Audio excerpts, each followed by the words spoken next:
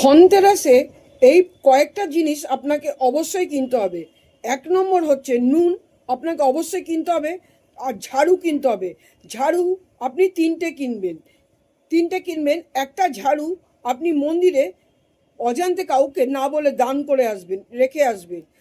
আর ঝাড়ু আর পোছার ন্যাকড়া পাওয়া যায়, ঘর পোছার ন্যাকড়া পাওয়া যায়, সেটা কিনতে পারবেন। অবশ্যই 100 গ্রাম ধনে আপনি কিনে আনবেন।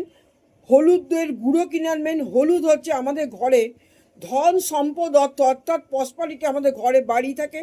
আর লাস্ট হচ্ছে, যদি পারেন, যারা পারবেন সোনার কয়েন কিনবেন, যারা পারবেন রূপোর একটা কয়েন, অবশ্যই ছোট থেকে হলেও যদি পারেন তো কিনে আনবেন, কারণ প্রচুর কাজে লাগে এই রূপোর কয়েনটা।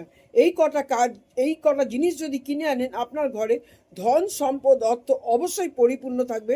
আপনার ঘর কখনোই খারাপ অবস্থায় থাকবে না। ধন সম্পদ এবং মানে ভারী স্থায়ী লক্ষ্মী আপনার ঘরে অবশ্যই বসবাস করবে।